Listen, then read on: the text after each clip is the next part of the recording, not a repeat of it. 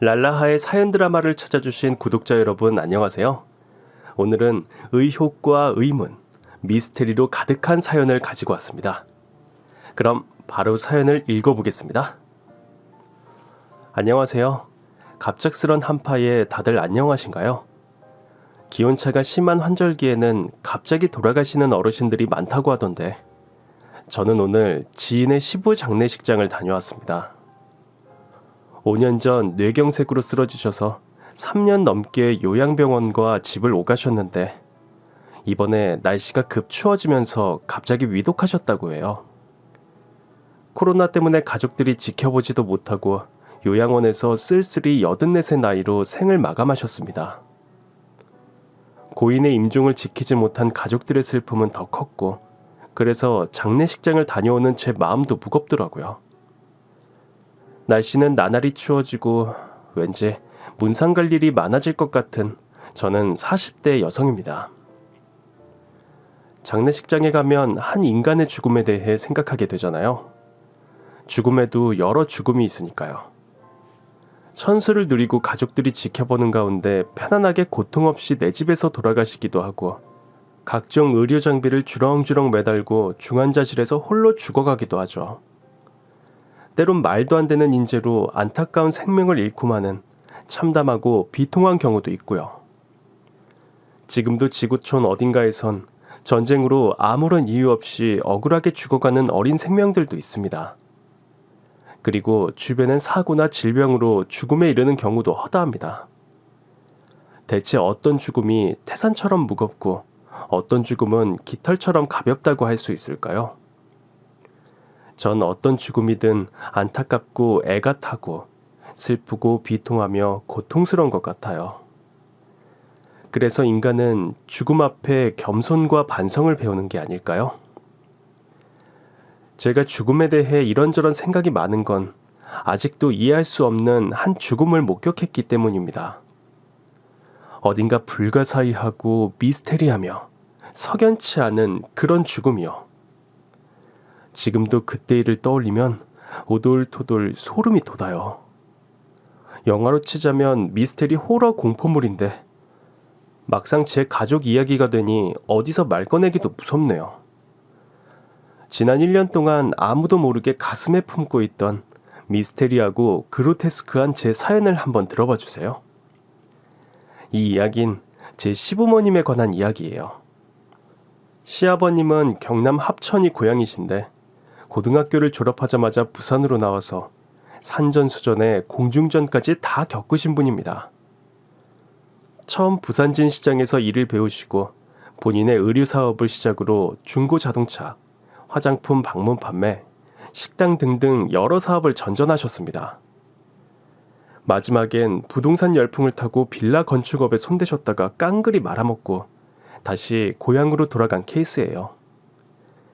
다행히 자녀들이 다 성장해서 직장을 다니며 자기 밥벌이를 하고 있던 때라 시아버지는 시어머니와 단둘이 다시 고향으로 내려가셨죠. 명색이 자신이 나고 자란 고향인데 금이 환양이라면 좋으련만 쫄딱 망하고 내려가는 귀향이라 고향 마을은 동네 부끄러워 싫으시다며 산골하고도 더 깊숙한 오지마을로 들어가셨어요.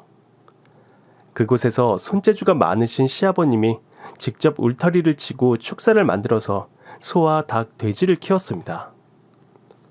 저는 치과 치위생사로 일할 때 전산실에 근무하던 남편을 만나 29에 결혼했습니다.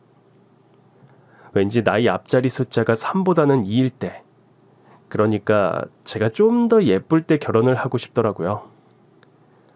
제가 남편과 결혼을 했을 땐 시부모님이 귀향한 지 8년 차가 되던 해였어요. 결혼을 약속하고 시부모님께 인사드린다고 시댁을 방문했을 때 저는 합천 땅을 처음 밟아보게 됐는데 산이 많고 골짜기가 깊고 바위로 이루어진 산세가 범상치 않아 보였어요. 와, 이 산세 좀 봐. 여기 산신령 나올 것 같아. 여기 사는 분들 나는 자연인이다 방송에 나가야 하는 분들 아니야? 우리 아버지가 그 프로에 어울리긴 하지. 근데 자기야, 우리 아버지 보고 놀라면 안 된대. 왜? 자기 아버지 정말 자연인이야?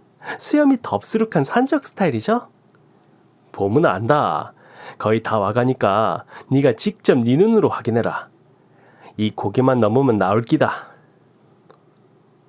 부모님이 고향이긴 해도 어릴 적 왕래가 없었던 터라 부산에서 나고 자란 남편에게 경남 합천은 저와 마찬가지로 낯선 곳이었어요.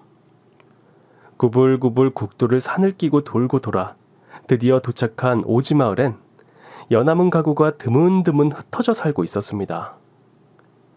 국도에서 난 샛길로 조금 올라가면 산기슭에 폭파 묻혀있는 파란 지붕에 대문 없는 집이 나오는데 여기가 저희 시댁이었어요.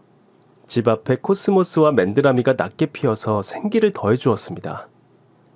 마침 마당 수도가에서 흙 묻은 장어를 씻고 계시던 시아버지가 차에서 내리는 저희를 발견하고 반갑게 맞아주셨습니다. 왔나? 와 안 들어오고 싸게 들어왔나? 아버지 수염 깎으셨네 얘. 와 이 사람한테도 보여주지. 아깝구려. 네 여친 데리고 온다는 소식 듣고 발이 안 깎았나? 내도 우리 새아가한테 잘 보이려고. 어떻노? 너희 아버지 쥐기제? 예, 쥐깁니다 아버지. 산적 같던 수염 싹 밀어삐니까 아버지가 새 신랑 같아 얘. 임마 와이라노. 아가 막 징그럽게 변했대. 새아가 야 오다가 뭐 잘못 먹은 거 아이가? 아니요 아버님. 이 말처럼 정말 멋있으세요. 평소 수염을 덥수룩하게 기르셨다는 시아버지는 저를 본다고 그 아끼던 수염을 말끔하게 면도하셨다고 해요. 키는 165cm 정도. 키가 그리 크지 않으셨지만 50대 후반인데도 근육질의 몸이 20대 마냥 단단해서 꽤 다부져 보였습니다. 수검댕이 눈썹에 까무잡잡한 피부가 꼭 키 작은 나훈아 느낌이었어요. 소시적 여자 꽤나 울렸을 것 같은 얼굴의 시아버지는 목소리도 우렁차고 유쾌했습니다. 들어온나 새아가. 웰컴. 대환영이다. 싸게 들어가자. 여보 아들 왔네. 싸게 나왔나? 뭐여 볼시로 옮겨? 분홍 앞치마를 하고 부엌에서 나온 시어머니는 진하고 구수한 충청도 사투리를 구사하는 것과 달리 지나치게 도회적인 모습이라 어딘가 이질적인 느낌이 들었어요. 곱게 화장을 하고 계셔서 그런지 나이도 시아버지보다 훨씬 어려 보였고요. 남편도 어쩐지 지나치게 깍듯하달까? 여느 보통의 모자지간 같아 보이진 않았습니다. 어머니, 여기는 제 약혼녀 김성미입니다. 자기야, 우리 어머니다. 안녕하세요. 처음 뵙겠습니다. 그려, 먼 길 온다고 고생했겠네. 어여 들가요. 나중에 알게 됐는데 지금의 시어머니는 남편의 친어머니가 아니었어요. 시아버지와 함께 부산으로 와서 고생하시며 집안을 일으켰던 남편의 친어머니는 남편이 중학교 3학년 때 유방암을 앓다가 돌아가셨고 시아버지는 의류 사업을 하면서 만났던 지금의 시어머니와 얼마 전에 재혼을 하셨던 거예요. 그러니까 시아버지가 재혼을 하시고 이듬해 합천으로 내려가셨기 때문에 남편과 시어머니의 사이가 그리 편한 건 아니었어요. 너가 온다고 너가 어메가 상다리가 부사지도록 한상 차려놨다. 싸게 먹자. 정말 한상 가득 각종 산나물에 잡채가 올려져 있었고요. 직접 키우신 닭을 잡으셨는지 1인 1백숙이라며 자그마치 4개의 백숙 냄비가 상 위에 놓여져 있었습니다. 너무 맛있어요, 어머니. 저도 이 요리 비법 좀 알려주세요. 뭐요, 이 아가씨방 나를 칭찬하는겨? 그려, 알려주고 말고. 그랄라면 직장 막살하고 여기서 살아야 될 낀데 그럴 수 있나? 아버님, 저 직장이 메인 몸이라서요. 대신 아버님 댁 올 때마다 틈틈이 배울게요. 에휴, 알았다. 여기서 살라고 안 할게. 그러니까 놀란 토끼는 하지 말고 싸게 밥이나 모라. 저는 얼른 대화의 주제를 바꿔야겠다고 생각하고 자연스럽게 나는 자연인이다 이야기를 꺼냈습니다. 아버님, 그 새로 하는 그 프로그램 나는 자연인이다 보셨어요? 그게 뭐고? 아, 그 도시를 떠나 자연에서 원시적인 삶을 사는 그런 분들이 주인공인데요. 정말 아버님 같은 분들이시거든요. 첫 회에 생선 대가리 카레 만들어 먹는데 정말 히트였어요. 아버님, 여기 우리 시골집도 소개하면 어때요? 제가 방송국에 제보해 드릴까요? 방송국에 제보한다는 제 말이 끝나기 무섭게 시어머니의 표정이 굳어졌고 시아버지도 정색을 하셨습니다. 에헤이, 어디 함부로 방송 이야기는 꺼내지도 마라. 내는 방송 나가면 큰일 난다. 네? 왜요? 자기도 봤잖아. 생선 대가리 카레 먹던 분. 알면 다친다. 그자. 뭐요? 날 보고 그려. 내가 방송에 나가잖아? 그러면 소시적에 내를 좋아하던 여자들이 방송 보고 우르르 몰려서 큰일 난다. 맞지? 안 그럴라? 그걸 지가 어떻게 알아요? 임자 인기 많아서 좋겠네요. 저는 두 분이 부산에서 합천으로 들어오실 때 뭔가 사정이 있다는 걸 직감했습니다. 제 생각엔 그 사정이란 게 빚일 것 같았어요. 사업을 하셨으니까 만일 시댁이 방송에 나가면 빚쟁이들이 몰려온다거나 해서 곤란한 일이 생기나 보다. 그렇게 추측하고 그날 밤 남편과 단둘이 있을 때 조심스레 물어봤죠. 아버님 여기 들어오실 때 상황이 많이 안 좋으셨어? 그때 아버지가 투자한 빌라의 옹벽이 무너져서 부실 건축으로 뉴스 보도되고 좀 시끄러웠다. 어머, 사람도 다치고 그런 거야? 아니, 사람은 안 다쳤는데 방송에 나가서 투자금 1원도 못 건지고 그 길로 하는 일 족족 안 돼서 그래서 기능하신 걸걸. 시어머니의 세련됨으로 볼 땐 시골집이랑 전혀 안 어울리는데 말이야. 그래도 여기 사는 거 꽤 만족하시는 것 같지? 여기 들어온 거 어머니 의견이 컸을걸. 우리 아버지는 시골이 지긋지긋해서 도시로 나왔던 시티 헌터다. 정말? 의외네.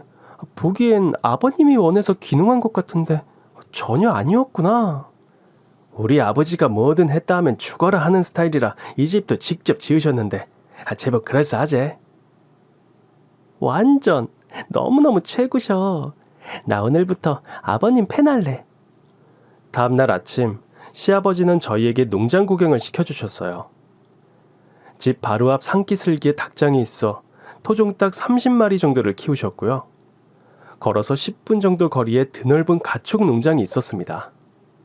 소, 돼지는 많지 않아서 자그마한 축사가 따로 있었고요. 농장 중간중간에 쉴 수 있는 벤치와 오두막, 그리고 울타리 하나하나까지 시아버지가 직접 나무를 자르고 못을 박아서 만드셨다고 해요. 오두막만 봐도 시아버지의 손재주가 어느 정도인지 가늠할 수 있었습니다. 농장은 소와 돼지, 닭과 오리들이 종류별로 따로따로 마음껏 뛰어놀 수 있도록 방목하는데 옛날 전축까지 오두막에 가져오셔서 가축들에게 종일 음악을 들려주더라고요. 와, 아버님 너무 멋져요. 여기가 동물들의 파라다이스네요. 맞나? 말 못하는 가축이지만 여기 살면 행복하겠지. 네, 제가 여기 사는 닭이면 정말 고마울 것 같아요. 그래, 우리 뱃속으로 들어가도 야들이 행복해야지 우리도 건강하게 산대. 헉, 아버님, 이 의자도 아버님이 만드신 거예요? 한번 앉아봐라. 보기만 좋은 게 아니고 앉아도 억수로 편하대. 시아버지가 직접 만든 나무 의자는 흔들 의자였고요. 방석까지 놓여져 있어서 앉아 쉬기에 안성맞춤이었습니다. 여기 앉아서 아버님은 커피도 마시고 음악도 듣고 때론 기타도 치신대요. 아버님 진짜 솜씨 좋으신데요. 아, 맞다. 생활의 달인. 아버님, 그 프로 한번 나가요. 아버지 솜씨면 장안의 화제가 뭐예요. 아, 진짜 아버님 같은 분이 나가야 되는데. 니는 어제부터 와 자꾸 방송 타령이고. 아버님 재주가 너무 출중하시니까 그런다. 왜? 그래, 고맙다.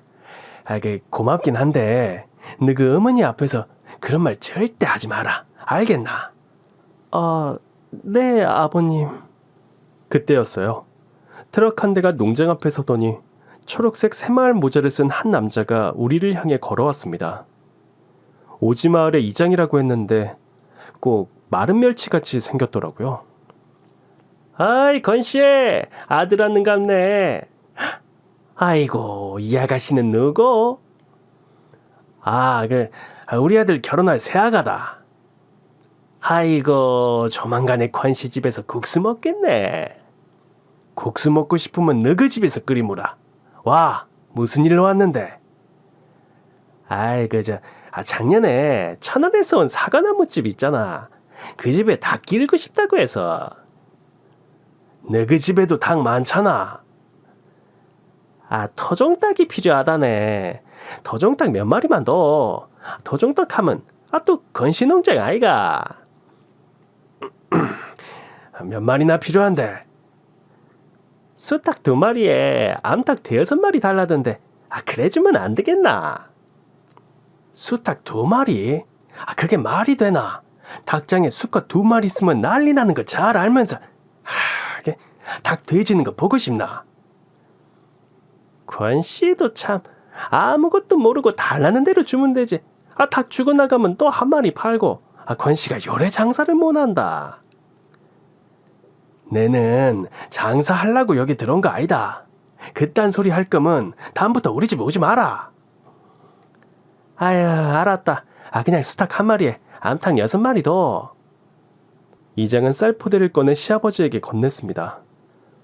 시아버지는 마지못해 쌀포대에 닭들을 담아주었습니다. 참, 닭장도 좀 만들어달라고 하던데 내일 시간 되나? 안 된다. 모레 간다 해라. 내일은 안 되노? 내일은 우리 마누라 생일이라 아들하고 어디 간다. 아이고, 예쁜 사모님 생신이갑네. 그런 닭장은 모레 작업한다고 전할게. 아이고, 아가씨 신뢰가 많았네. 결혼 축하합니다. 오지마을 이장이 트럭에 타는 것을 멀찍이 쳐다보던 시아버지는 퇴하고 침을 뱉으시고 욕을 하셨어요. 마을 이장인데 귀촌한 사람들을 도와주지는 못할 망정 중간에서 소개비다, 알선비다, 수고비다 하면서 이상한 명분으로 주민들의 돈을 착복하는 사기꾼이라며 시아버지는 싫다고 하셨습니다. 저 사기꾼. 귀신은 저거 안 잡아가고 뭐하노? 아휴, 정말 내보다 바싹 늙어 안 보이나? 와, 아니라 얘. 아버지보다 10년은 더 늙어 보이는데 얘. 전마 저거 생긴 건 쭈글쭈글해도 내보다 3살이나 더 어린 새끼가 전날 만날 권씨 하면서 반말 찍찍 하는데 확 막 아들도 왔는데 막 연장 갖고 가서 확 담가 볼까? 아버지 참의소 노안도 억울할 텐데 절에 살 때 죽겠지. 참을까? 내 연장 오랜만에 빛 좀 보나 했는데 참을까? 네, 아버님. 나훈아 닮으신 아버님이 참으세요. 그라까? 그러지 뭐. 아우, 근데 며느리 네가 눈썰미가 있네. 내가 합천 나훈아인 거 어찌 알았노? 말은 저렇게 무섭게 했지만 시아버지는 겁이 많아서 닭 모가지도 못 비트는 소문난 쫄보셨어요. 저희가 내려갈 때마다 닭을 잡는 건 늘 시어머니 몫이었죠. 시아버지가 바들바들 떨면서 닭을 잡고 어쩔 줄을 몰라 하면 그제야 시어머니가 식칼을 들고 유유히 나오셔서 일을 처리하셨습니다. 아휴, 저리 비켜봐요. 뭐가 무섭다고 이래요. 시어머니는 닭의 모가지를 살짝 비틀고 뒤로 접힌 뒤 경동맥을 찾아 슥싹 눈 깜짝할 새도 없이 순식간에 닭을 잡았습니다. 단 한 방의 칼질로 어떤 장닭도 깨꼬다 저 세상으로 보내버리는 놀라운 칼솜씨였어요. 그리고 피를 빼고 닭털을 뽑고 이어지는 화려한 난도질은 마치 무협의 여주인공 같았죠. 닭은 순식간에 조각조각으로 나뉘어서 비닐팩에 담겼고 늘 집으로 돌아오는 길에 아이스박스에 담긴 닭 조각을 선물로 주시곤 하셨습니다. 시아버지는 저를 위해서 토종닭 2마리를 따로 키우실 거라며 특별히 이름을 지어주라고 하셨어요. 네가 첫 애를 낳을 때 내가 이것들을 잡아서 줄기다. 내 특별히 잘 키울 테니까 이름 함 지어봐라. 뭐가 좋을까요? 자기야, 자기 전산 프로그래밍 하는 그 감각으로 이름 하나 지어줘. 그냥 아무거나 지어라. 안 돼. 아버님 선물이잖아. 특별한 이름이 필요하다고. 좀 신박하고 세련된 이름 없을까? 저 붉은 건 양념이, 요 하얀 건 백숙이라고 하면 되겠네. 그렇게 양념과 백숙은 아버님의 특별한 관심과 사랑이 듬뿍 담긴 건강한 사료를 먹고 자유롭게 무럭무럭 자라 제가 첫 아이를 순산했을 때 정말 이름 그대로 양념통닭과 백숙이가 되어 제 뱃속으로 무사히 안착했습니다. 저는 눈물을 흘리며 양념이와 백숙이를 개걸스럽게 먹었습니다. 육질은 쫄깃하고 국물은 담백하니 너무 맛있어서 눈물이 멈추지 않았어요. 그렇게 낳은 아이가 3살이 됐을 때 우린 다시 합천을 찾았고 우리 세 식구가 가끔 내려갈 때마다 귀한 손님 왔다고 소나 닭을 잡아서 맛있는 고기를 해주셨습니다. 자연 방목으로 키운 덕분인지 달걀도 시장에서 사 먹는 것과 다르게 노른자도 크고 맛있었고요. 어머니 칼솜씨도 점점 일치월장하여 요람에서 무덤까지 스트레스 제로로 만들어진 닭고기와 소고기의 질은 정말 상상을 초월했습니다. 이런 맛있는 걸 저희만 먹는 게 너무 아까웠어요. 그래서 저도 모르게 또 방송 이야기를 꺼냈지 뭐예요. 어머니 너무 맛있어요. 이런 요리 우리만 먹기가 너무 아깝네요. 한식 대첩 이런 데 나가시면 안 돼요? 아니요, 그런 거. 그럼 식당은요? 닭 백숙이나 불고기 같은 가든 이런 거 하면 진짜 대박 날 것 같은데요? 아니면 펜션도 좋겠다. 그죠? 그만요. 제 말이 다 끝나기도 전에 갑자기 시어머니가 소리를 냅다 지르며 먹고 있던 밥그릇을 집어 던지더니 급기야 반찬통을 엎어버렸어요. 어머니, 왜 그러세요? 할머니 무서워. 진이야 놀랬어? 괜찮아, 울지 마. 3살 박이 딸이 놀라서 울음을 터뜨렸고 저는 얼른 아이를 안고 달랬습니다. 식구들은 모두 눈이 휘둥그레져서 일제히 시어머니를 쳐다보았습니다. 가족들의 시선에 정신을 차린 시어머니가 바로 사과를 하셨어요. 엄마야, 내가 미쳤나 봐요. 당신 와 그러노? 아이들 놀라기 싫어. 아이고 이게 얼라는 개 안 나. 예, 괜찮아요 아버님. 어머니 죄송해요. 다시는 가든하자는 말 안 할게요. 이해해라. 너가 엄마가 낯가림도 심하고 수줍음도 많아서 그렇다. 아휴, 너가 이해해라. 애가 잠이 든 뒤 저는 시어머니가 내던진 그릇들과 반찬통을 주워 담으며 다시는 방송에 나가자는 말은 하지 않아야겠다고 반성했습니다. 그래도 혹시 시어머니가 적성에 맞지 않는 시골살이로 노이로제나 우울증에 걸린 건 아닐까 걱정이 되어 조심스럽게 정신과에 한번 모시고 가보자고 했다가 그 말을 들은 시어머니가 질색팔색을 하셨어요. 시아버지도 아무런 문제가 없다. 원래 한 번씩 욱하는 성격이라며 괜찮다고 하시니 그냥 그렇구나 하고 넘어갔습니다. 그럼에도 시어머니에게는 좀 수상한 구석이 있었어요. 이를테면 이런 거죠. 시어머니는 손목에 힘이 없어서 무거운 걸 들지 못한다며 웬만한 건 죄다 시아버지에게 부탁을 했어요. 아유, 여보, 일로 좀 와봐요. 이 맷돌 좀 들고 가요. 그럼 시아버지가 천하장사라도 된 듯 으이차 하고 물건을 들어서는 시어머니가 원하는 곳으로 옮겨주었습니다. 그런데 시아버지가 남편과 시내에 나가고 없을 땐 제 눈치를 쓱 보다가 아무도 보지 않는다 싶으면 자신이 직접 그 무겁다는 생수통도 쓱 들더라고요. 제가 그걸 보고 놀래서 남편에게 고자질했죠. 어머니 힘없다는 거 순 거짓말이야. 아까 아무도 없을 때 혼자 저 생수통을 번쩍 들던데? 뭔 소리고. 후 불기만 해도 쓰러질 것 같은 분인데 그걸 어째 드노? 자기가 잘못 봤겠지. 내가? 내 시력이 얼만지 알아? 양쪽 모두 2.0 인간 만원경이라고. 내가 뭘 잘못 봐. 자기가 말도 안 되는 소리라니까 그렇지. 그런 말 할 시간에 어머니 좀 도와드리라. 시어머니가 보기와 달리 괴력의 소유자란 사실을 아무도 믿어주지 않았습니다. 아무튼 시어머니는 어딘가 구리고 수상한 구석이 많았지만 그게 그렇게 큰 문제가 되지 않았기에 저는 그걸 잊고 살았어요. 시아버지의 화끈한 성격과 대조를 이루는 시어머니의 앙큼한 성격이 전 달갑지 않았지만 어쩌겠어요. 시아버지가 끔찍이도 아끼고 사랑하시는 시어머니신걸요. 그래서 저도 시어머니가 의문스러운 데가 있지만 그냥 속내를 잘 드러내지 않는 성격이겠거니 대수롭지 않게 여겼습니다. 우리 애가 5살이 됐을 때 아버지는 오지마을 이장이 되셨어요.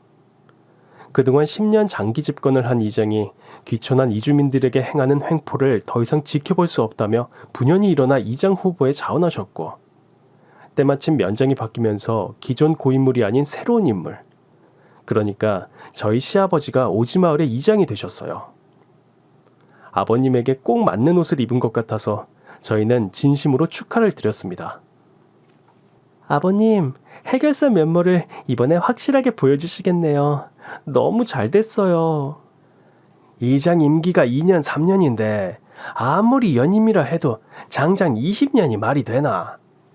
게다가 귀촌한 도시 사람들 아무것도 모른다고 몰래 등쳐먹는데 내가 그거를 또 못 보겠는 거라.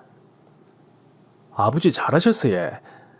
그래도 이 마을엔 원주민이 더 많지 않습니까? 아니다, 반반이라.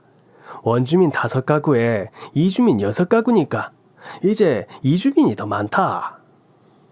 주민들과 사이는 어떠세요? 이번에 이장 자리 뺏겼다고 전 이장이 시비 걸지는 않아요? 지가 시비 걸어봤자지. 며느리 니도 알겠지만 내가 힘으로 보나 얼굴로 보나 몸매로 보나 질 것 같지 않다. 저도 그렇게 생각해요. 아버님이 짱이에요. 그까이 건 뭐 이장이 대수유. 아휴, 적당히들 해요. 시어머니는 적잖이 걱정을 하는 것 같았지만 저는 진심으로 마을 이장이 된 시아버지를 응원했습니다. 누구보다 순수하고 의협심도 강한 데다 지역 사람들과 더불어 잘 살고 계시는 시아버님이 자랑스러웠어요. 손재주도 좋으시고 가축을 키우는데도 환경을 생각하고 가축의 정신 건강까지 배려하는 시아버지가 존경스러웠습니다. 무엇보다 제가 보기엔 수상하고 의문스러운 시어머니를 끔찍이 아껴주시는 시아버지의 사랑꾼 면모에 감동을 받았습니다. 이런 시아버지를 닮아서 그런지 우리 남편도 더 사랑스러워 보였고요. 그러던 어느 날 새벽에 갑자기 시어머니의 전화가 걸려왔습니다. 저는 비몽사몽한 상태로 전화를 받았는데 시어머니는 엄청 담담한 목소리로 물으셨어요. 예, 거기 아버지 안 왔냐? 어머니 이 시간에요? 안 오셨는데요. 집에 무슨 일 있어요? 아니요, 됐어. 전화가 뚝 끊겼습니다. 제 전화 받는 소리를 듣고 잠이 깬 남편이 눈을 비비며 물었어요. 뭔데? 이 새벽에 누군데? 어머님, 아버지 여기 안 왔냐고 물으시는데? 그게 뭔 소리고? 지금 아버지한테 전화해볼까? 나 지금이 몇 시인데 아마 주무실 거다. 내일 아침에 내가 전화해볼게. 자자. 다음날 아침 우린 각자 출근하고 아이를 보느라 바빠서 새벽에 전화는 까마득하게 잊고 있었어요. 다행히 시어머니의 전화도 따로 없어서 안심하고 있었죠. 그런데 그날 밤 새벽에 또 전화벨이 울렸습니다. 여보세요? 며느라가 거기 아버지 안 왔냐? 어머니, 아버지 집에 안 계세요? 아휴, 없음 됐어. 시어머니가 이틀이나 이상한 전화를 하셔서 저는 몹시 걱정이 됐습니다. 곧바로 시아버지께 전화를 드렸지만 전화를 받지 않으셨어요. 남편을 깨워서 시어머니의 전화가 왔다고 말했고 남편은 내일 조퇴를 하고 아버님 댁에 가보겠다고 했어요. 그런데 다음날 출근 시간에 시아버지에게서 전화가 온 걸 확인했어요. 비록 통화는 못했지만 굳이 합천까지 내려가지 않아도 될 것 같아서 우린 안심을 했습니다. 그런데 그날 밤 또 시어머니의 전화가 걸려왔어요. 그런데 이번에는 좀 엉뚱한 이야기를 하셨어요. 어머니 무슨 일이세요? 아버님이 또 집을 나가셨어요? 너 내가 애지중지했던 송아지 알자? 이 새벽에 뜬금없이 송아지 타령이라니. 시어머니가 키우고 아끼는 송아지가 한두 마리였어야 할지 싶었지만 그냥 네 알아요 하고 대답했습니다. 어미소 닮은 그 눈 동그란 송아지 맞죠? 어머니가 특별히 예뻐하셨잖아요. 그죠? 그려. 근데 걔가 죽었어. 죽었는데 너무 아끼던 애라 내가 칼을 대기가 좀 그랴. 네? 칼을 대기가 좀 그려서 내가 송아지 장례를 치러주려고 하는데 어떻게 하는 게 좋을까? 하고 물어보시니 저는 혼란스러웠습니다. 송아지 장례라니 무슨 이런 해괴한 말씀을 하시지? 보통 죽은 소는 행정기관에 신고해야 하는 거 아닌가? 불법으로 매립하면 과태료 내야 할 텐데 괜찮을래나? 그나저나 이걸 왜 나한테 물어보시지? 오만 생각이 오갔지만 뭐라고 대꾸해야 할지 몰라서 아무 말도 하지 못하고 꿀먹은 벙어리 마냥 침묵을 지키고 있으니 시어머니가 한숨을 내쉬셨습니다. 됐어. 그냥 내가 알아서 처리할게. 하고 전화를 끊으셨습니다. 그리고 저는 홀린 듯 잠에 빠져들었습니다. 다음날 아침 눈을 떴을 땐 어젯밤 일이 꿈인가 생시인가 헷갈렸어요. 그런데 휴대폰에 시어머니 전화 외에도 시아버지에게서 전화가 2통이나 와 있었어요. 다시 전화를 걸었는데 전화를 받지 않으셨습니다. 남편에게 이야기를 했어요. 남편도 시아버지에게 전화를 했는데 받지 않는다고 했어요. 그 다음날도 그리고 그 다음날도 연락이 닿지 않았습니다. 저희는 뭔가 이상함을 느끼고 주말이 되자마자 합천으로 내려갔습니다. 불안한 마음에 합천으로 가는 길이 천리길이 된 듯 멀게 느껴졌어요. 조마조마하는 마음으로 시골집에 도착했을 때 시댁에는 아무도 없었습니다. 농장으로 달려갔지만 아무도 없었어요. 시어머니의 텃밭으로 달려갔는데 거기에 어머니가 밭에 쪼그리고 앉아서 김을 메고 계셨어요. 어머니 괜찮으세요? 아버지는요?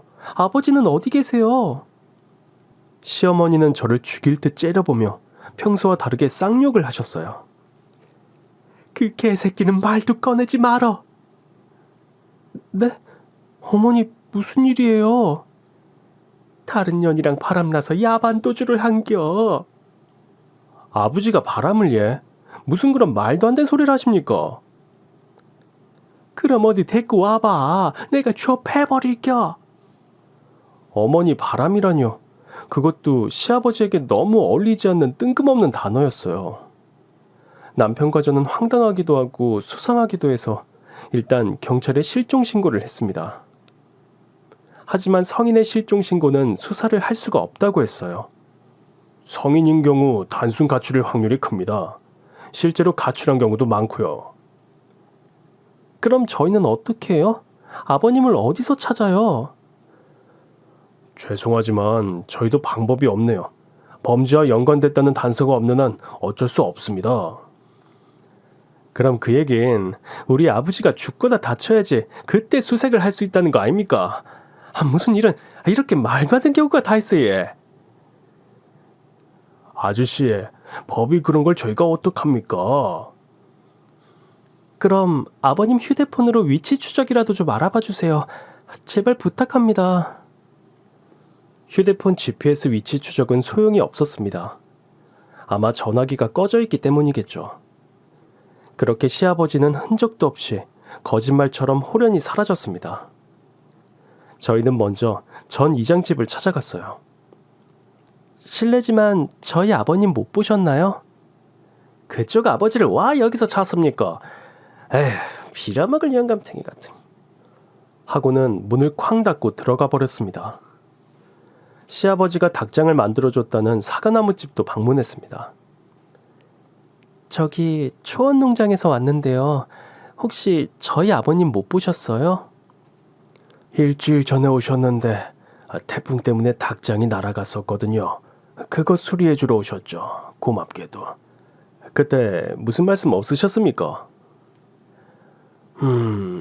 딱히 평소와 다를 바 없었는데 왜요? 이장님한테 무슨 일 생기셨어요? 네, 혹시 저희 아버님 보시면 여기로 전화 좀 주세요. 저는 남편의 명함을 건네주었습니다. 사과나무집 아저씨는 걱정 말라며 저희를 안심시켜 주셨어요. 아무 일 없으실 거예요. 워낙 인품이 좋으신 분이라 칭찬이 자자하고 인기도 많으시니까요. 예, 고맙습니다. 아버님 보면 꼭 연락 부탁드릴게요. 오지마을을 쥐잡듯 구석구석 찾아다니고 나름 번화하다는 읍내와 면내를 돌아다니며 시아버지의 행방을 수소문했지만 아무런 정보도 얻지 못했어요. 마을 입구는 물론 면사무소와 읍내 다리 입구에 시아버지를 찾는다는 현수막을 내다 걸었습니다. 저희는 주말마다 내려가서 전단지를 돌렸어요. 이 사람 나 본 적 있는데. 우리는 내민 전단지를 뚫어져라 보던 할머니의 말에 우린 신락 같은 희망을 품고 눈을 반짝였습니다. 네? 어디서요? 어르신 어디서 보셨어요?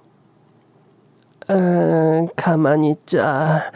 어디더라 그게. 어르신 잘 생각해 보세요. 이분 어디서 보셨습니까? 내가 이 사람을 어디서 봤더라. 맞다. 텔레비에 나왔는데. 텔레비전이요? 그러니까 맞다. 가수인데 이름이 뭐더라. 나오나 맞지? 생사도 알 수 없고 사람을 찾는 심정이 이렇게 타들어가는 거란 걸 그때 알았습니다. 남편은 살이 빠져서 대추씨처럼 말라갔어요. 시아버지의 농장도 유지하기가 어려워서 내놓았습니다. 농장을 지나칠 때마다 아버님 생각이 났어요. 오두막에 흔들 의자가 주인을 잃은 채 덩그러니 놓여있는 걸 볼 때마다 그렇게 눈물이 나더라고요. 시아버지가 다시 저 의자에 앉아서 커피도 드시고 기타도 치시며 하루를 보내셨다고 좋겠다고 두 손 모아 기도했습니다. 시어머니는 텃밭을 일구며 살아도 되니 닭장 하나만 있으면 된다고 하셨어요. 시어머니 혼자 시골집에 두고 오는 마음이 편치 않았지만 만일 살아계신다면 언제고 시아버지가 돌아오실 것을 믿기에 저희는 기다리고 또 기다렸습니다. 그로부터 3년이 무심하게 흘렀습니다. 시아버지는 여전히 소식이 없었고 시어머니는 홀로 가지와 들깨를 키우며 시골집을 지키고 계셨어요. 저희는 어느새 40이 되었고 첫째가 초등학교에 입학할 나이가 됐습니다.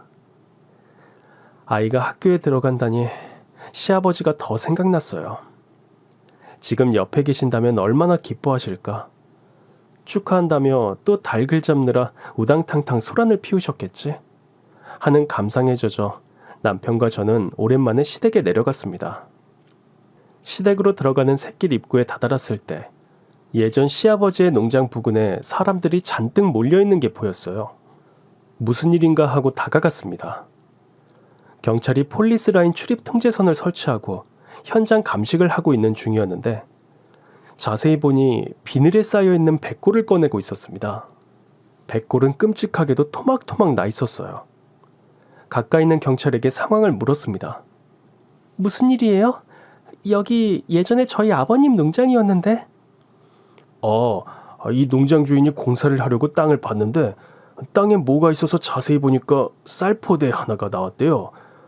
그걸 열어보니까 저렇게 비닐에 쌓인 유골이 나와서 신고하셨습니다. 가까이 들어가 보니 굴착기 기사가 경찰에게 자초지정을 설명하고 있었어요. 굴착하자마자 바로 유골이 나왔으니까요. 아주 얇게 묻혀 있었고요. 깊게 묻힌 게 절대 아니었어요. 저는 뭔가 짚히는 게 있어 경찰에게 부탁을 드렸어요. 죄송한데 저 유골 한번 봐도 될까요? 이제 이러시면 곤란합니다, 아주머니. 여기 폴리스 라인으로 들어오시면 안 돼요.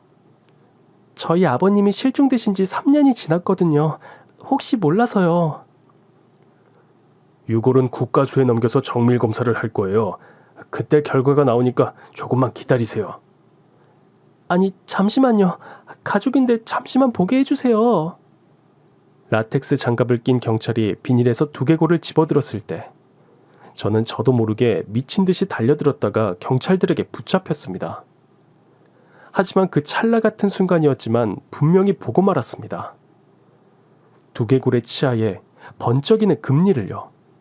아버님은 오른쪽 아래 어금니를 금 크라운으로 덮어 씌우셨거든요. 그걸 본 저는 그대로 까무러치고 말았습니다. 잠시 후 다시 정신을 차렸을 때 저는 남편을 부여잡고 엉엉 울었습니다. 여보, 내가 봤잖아. 치과 와서 스케일링 해드렸을 때 치열이 아버님이야. 어떡해. 아니다. 그럴 리 없다. 국가수 검사해봐야 알지. 결과도 안 나왔는데 그럴 리가 없다. 남편은 믿지 못하는 게 아니라 믿고 싶어 하지 않았습니다. 그냥 유골도 아니고 토막난 유골이니 더 그랬겠죠. 저는 마음을 단단히 먹었습니다. 이 끔찍한 소식을 시어머니에게 전하러 가야 하는 남편과 저의 발걸음이 쉽게 떨어지지 않았습니다. 무거운 마음으로 시댁에 들어섰는데 시어머니는 보이지 않았고 집은 사람이 살지 않은 흉가처럼 냉기가 싸늘하게 퍼져 있었습니다. 갑자기 이상한 느낌이 들어서 후다닥 안방에 들어가 옷장 문을 열었는데 옷장 안이 텅 비어 있었습니다. 시어머니가 온데간데 없이 사라지고 없었습니다. 문득 3년 전 그날 새벽, 시어머니가 송아지 타령을 하던 그 이상한 전화를 떠올렸습니다. 내가 애지중지하던 송아지 알자? 근데 걔가 죽었어. 죽었는데 너무 아끼던 애라 내가 칼을 대기가 좀 그리야. 설마 아니겠지 하는 마음으로 경찰에 시어머니 실종 신고를 했어요. 농장에서 유골이 나왔기 때문인지 곧바로 수사에 돌입했습니다. 그런데 놀랍게도 시어머니는 시어머니가 아니었어요. 이게 무슨 말이냐면 시어머니의 생년월일, 인적사항이 우리가 알고 있던 시어머니의 것이 아니었다는 말이에요. 62년생 김정희님, 본 적이 부산 분이시네요. 저희 어머니는 충청도 분이신데요. 착오가 있는 거 아닌가요? 생년월일 이름 정확한데 이분 이미 15년 전에 실종 신고되신 분이세요. 네? 15년 전에 실종이라고요? 그렇다면 우리가 알고 있는 그려 냅둬 하시던 그분은 누구셨던 걸까요? 시아버지는 이분을 어디서 어떻게 만나서 결혼까지 하게 되신 걸까요? 아니면 처음부터 다 알고 이곳에 몰래 숨겨주셨던 걸까요? 늘 자기 속내를 숨기며 사셨던 시어머니였기에 고향이 정확하게 어딘지, 가족관계는 어떻게 되는지 저희가 아는 것이 하나도 없다는 걸 깨달았습니다. 뒤늦게 후회해봤자 소용이 없었죠. 더 놀라운 건 주변 CCTV나 마을 차량의 블랙박스를 다 둘러봐도 시어머니가 이 동네를 빠져나간 흔적이 없다는 거예요. 정말 귀신이 고칼 노릇이라고 경찰은 고개를 절레절레 흔들었습니다. 일주일 뒤 국과수 검사 결과 그 유골의 주인은 실종된 시아버지로 밝혀졌습니다. 경찰은 시신이 부패하고 백골 상태여서 추가적인 단서를 아는데 한계가 있다고 했어요. 그래도 타살 매장 사건으로 보고 수사를 할 계획이라고 했습니다. 그런데 말입니다. 그 유골이 좀 이상합니다. 일반적이지 않달까? 뭐가요? 어떻게 이상한데요? 노년의 여성 혼자 작업했다기엔 절단면이 이상하리만치 거칠고 투박해서요. 이건 분명 남자가 작업한 거라서 용의자를 특정하기가 힘드네요. 저희 어머니, 아니 그 여자 힘이 장사예요. 제가 두 눈으로 봤어요. 아무리 힘이 세다고 해도 여자는 한계가 있거든요. 공범이 있는 게 아닐까 싶습니다. 공범이요? 만약 시어머니의 소행이 아니라면 그분도 누군가에게 당했을 가능성이 크니까요. 그렇게 경찰은 이 사건을 공개 수사로 전환하고 대대적인 수색에 돌입하게 됐습니다. 남편과 저는 시아버지의 시신 유골을 인계받고 선친의 묘지가 있는 양지 바른 곳에 잘 모셨습니다. 그리고 시아버지가 좋은 곳으로 갈 수 있도록 농장과 가까운 절에서 천도제를 올렸습니다. 절에 부탁해서 바라춤과 나비춤도 올렸습니다. 정든 고누리님 멀리 떠납니다만 마음이야 어찌 보내오리까. 잘 가소서 부디 편히 가소서. 보내는 이 자리 섭섭한 마음 감추고서. 하얀 꽃가를 쓰고 승무를 추는 모습이 얼마나 슬프던지요. 돌아가신 시아버지의 영혼이 훨훨 한 마리 나비가 되어 왕생극락하시길 빌었습니다. 그리고 마지막 49제를 올리는 날이었어요. 오지마을 어르신도 함께 해주셨는데요. 사과나무집 아저씨도 오셨더라고요. 아드님, 며느님, 상심이 얼마나 크십니까? 아, 네. 이렇게 와주셔서 고맙습니다. 저 기억하시죠? 사과나무집에 사는데. 그럼요. 아버님이 닭장 만들어주셨잖아요. 오늘 와주셔서 아버님도 엄청 기뻐하셨을 거예요. 정말 화통하고 좋으신 분이셨는데 혹시 범인은 잡혔나요? 아니요. 이런 말 어떻게 들리실지 모르겠는데 아무래도 찝찝한 마음이 들어서. 무슨 말씀이신지. 아저씨가 실종되고 아주머니 혼자 사실 때요. 전 이장이 그 집을 자주 들락날락해서 마을에 소문이 좀 안 좋았습니다. 남편의 얼굴에 핏기가 싹 사라졌고 저도 심장이 쿵쾅쿵쾅 뛰었습니다. 여보, 우리 지금 당장 전 이장님 댁에 가봐요. 아니, 지금 집에 없을 겁니다. 왜요? 어디 가셨어요? 며칠 전에 갑자기 뇌혈관이 터져서 진주병원 중환자실에 있다고 하던데. 아이, 거참 제가 괜한 말을 전한 건 아닌가 싶고. 아니에요. 고맙습니다. 저희가 고향 오면 꼭 인사드리러 갈게요. 저희도 이제 여기 뜹니다. 아저씨 유골 나온 뒤로 마을 분위기도 흉흉하고 원주민들만 남고 귀촌한 사람들은 다 뜨는 모양이에요. 저희도 마음 붙이기가 영 그렇네요. 그럼 이만. 원주민과 이주민이 더불어 잘 사는 마을을 꿈꾸었던 시아버지의 계획은 물거품이 되고 오지마을 주민들은 뿔뿔이 흩어지게 되었네요. 한때 시어머니였던 그 여자와 전 이장의 수상한 관계에 대해서도 경찰에 전달했지만 수사에 크게 도움이 되진 않았습니다. 뇌졸중으로 중환자실에 누워있는 전 이장을 신문할 수 없을 뿐더러 그 여자의 행방도 여전히 묘연하니까요. 지금도 경찰은 그 여자의 행방을 찾고 있고 범죄의 연관성을 두고 수사하고 있습니다. 합천 시골집을 내어놓고 농장에 있던 시아버지의 물건들을 부산 우리 집으로 옮겨왔어요. 아버님의 흔들 의자에 앉아서 물끄러미 텔레비전을 보고 있는 남편을 볼 때마다 만감이 교차합니다. 더구나 오늘처럼 둘이 같이 누군가의 부모님의 장례식장을 다녀왔을 때는요. 시아버지의 죽음을 모른 채 일상을 살았던 지난 3년이 사무치게 한이 됩니다. 조금이라도 일찍 알았더라면 범인을 잡아서 죄를 물을 수 있었을까 싶어서요. 만일 시아버지가 천수를 누리셔서 우리도 아버님의 마지막 가시는 길을 지킬 수 있었다면 얼마나 좋았을까. 이루지 못할 상상을 해보기도 합니다. 수사가 어서 빨리 진척되었으면 좋겠어요. 그 여자가 어디서 무엇을 하며 사는지 그 여자에게 말하고 싶어요. 우리 시아버지를 살해한 살인범은 천벌을 받아 마땅하고 반드시 그럴 거라고요. 다시 한번 아버님의 명복을 빌면서 제 사연을 마칩니다. 제 이야기를 끝까지 들어주셔서 고맙습니다. 부디 어디에 계시든 행복하세요. 어떠셨나요? 오늘의 사연도 재미있고 흥미진진하셨나요? 이 사연에 공감하셨다면 그럼 구독과 좋아요를 꼭 눌러주세요. 저는 내일도 더 화끈하고 재밌는 이야기로 찾아오겠습니다. 행복한 하루 보내세요.